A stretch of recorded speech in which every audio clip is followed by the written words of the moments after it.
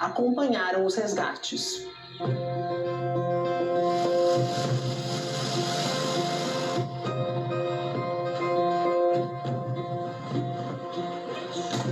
Se eu vou para algum lugar que está em calamidade, para eu pedir alguma coisa, eu também vou para lá. Então a gente tem que trabalhar a autonomia em todos os sentidos. Cabo Vicentini é um dos 38 bombeiros que integram a missão humanitária brasileira. E o que vocês estão levando, em linhas gerais? Santo. Aqui a gente participou já do desastre de Petrópolis, Recife. Fica com Deus, te amo. Antes da partida, eles se despedem da família como o tenente Danilo. Meu irmão, minha irmã, eu infelizmente tenho uma mãe falecida, né, há pouco tempo. Meu pai, minha tia, a mulher que ficou em casa, né, estamos em menos tempo. A organização não governamental Rumos, fundada pelo ex-bombeiro de Minas Gerais, Léo Fará, enviou 3 voluntários para o resgate de vítimas. Não depende de uma autorização de governo para do governo, então é muito rápido. O Exército da Turquia pediu o nosso apoio aqui para coordenar essa frente e a gente começou a fazer a busca de chamado e escuta. Eles estão em ação desde quarta-feira e resgataram uma criança e uma gestante com vida, em Elbistan, mas a gestante não resistiu ao chegar ao hospital. Ontem, em Antáquia, outra vítima foi localizada com vida. A gente está com bastante esperança de encontrar alguém vivo aqui hoje. Com o auxílio de uma microcâmera, os voluntários brasileiros montam a estratégia para chegar até a pessoa.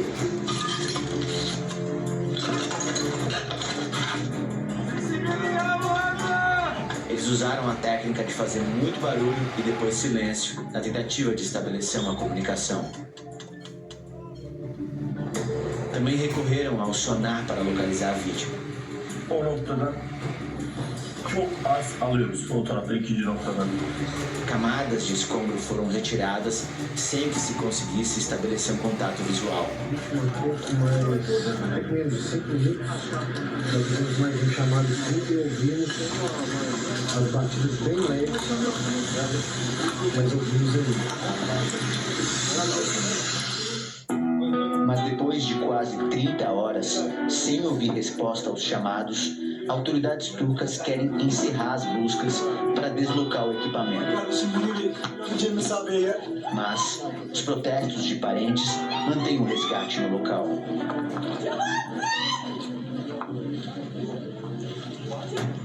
A equipe de Fará atendeu a uma convocação da ONU para ajudar nas buscas da Turquia e desde então se deslocou por 3 cidades.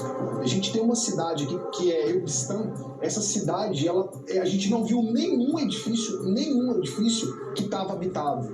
Na cidade, para vocês terem ideia, tem 160 mil pessoas. Essas 160 mil pessoas, elas estão sem casa. Interessante reparar que vários prédios aqui, ó, eles estão inteiros, né? Tem alguns danos estruturais, mas eles estão completamente inteiros. E só a base deles que afundou. Apesar das temperaturas à noite chegarem a menos 18 graus, o maior desafio é emocional. É muito difícil de você dormir se você fica pensando assim, poxa, tem uma criança debaixo dos escombros. Tem uma pessoa que está ali. Então, você se sente nessa responsabilidade de estar o tempo todo acompanhando. O plano inicial de voltar ao Brasil amanhã já foi adiado. Ainda tem muito resgate para ser feito por aqui.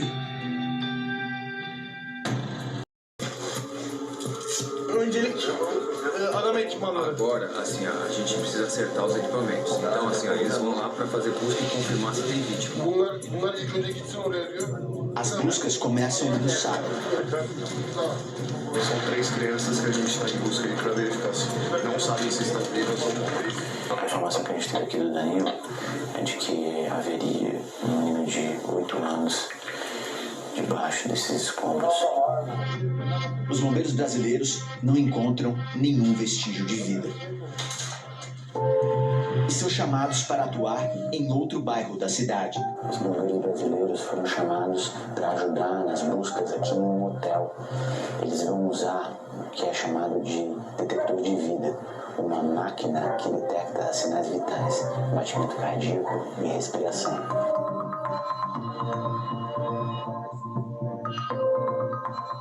A gente vê aqui, ó, páginas de um livro, acho que do Corão.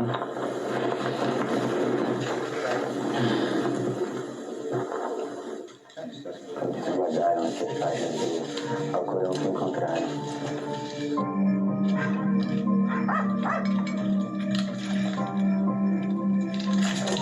Lá tem um sinal. Aí tem um buraco ali também, tem um sinal. Só deixar. Tá bom? Pode deixar.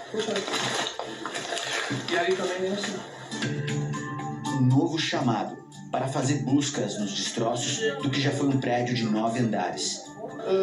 Hızlı dolmanın sebebi çok gergin ortam. Herkes cenazesini çıkartmak istiyor. A ambulância toma como se algo errado. Tinha uma família de 5 pessoas, eles estão achando que pessoas ainda vivas. Ama şu ana kadar hani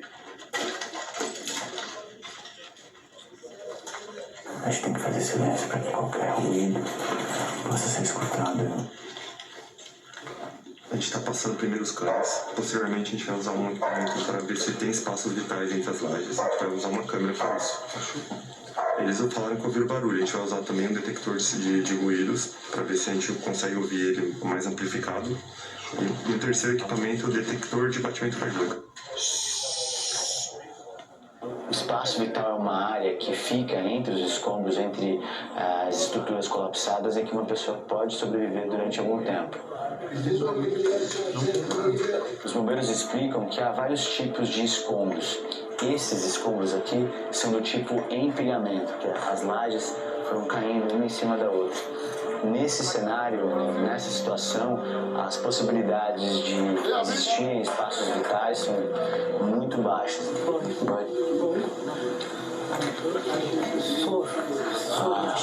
Eu conversei aqui com a senhora Kiziban. Ela está esperando notícias do filho que estaria debaixo dos escombros desse edifício em que a equipe brasileira está trabalhando. Você tinha perguntado, né, ainda no avião, quando a gente estava vindo, né, o que a gente tinha deixado para trás. Na hora, na nossa cabeça sempre vem, né, é família. Mas aí quando a gente chega num cenário, né, como esse, a gente analisa aí os escombros, tudo, a gente percebe que a gente deixou lá sentimentos, né, o amor, a saudade quando a gente chega aqui. A gente deixou o tempo que a gente sabe que nem volta, né, nem vai voltar mais. A gente sabe que a cada minuto que passa, diminui um pouco a possibilidade de encontrarmos pessoas com vidas, mas a nossa esperança não vai acabar nunca, até o último dia que a gente estiver aqui.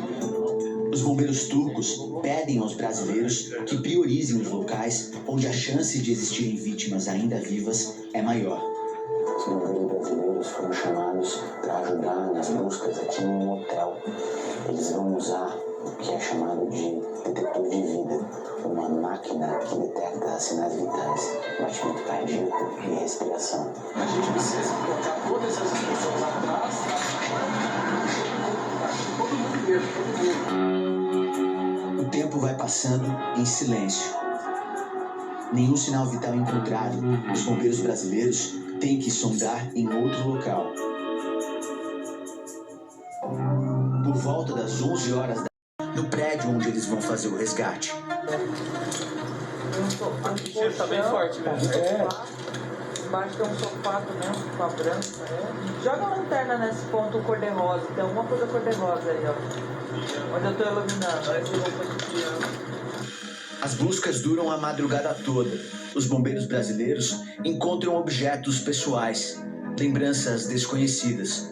No meio de tanto concreto, esses detalhes dizem que havia vida ali e que debaixo de outros escombros pode ainda haver.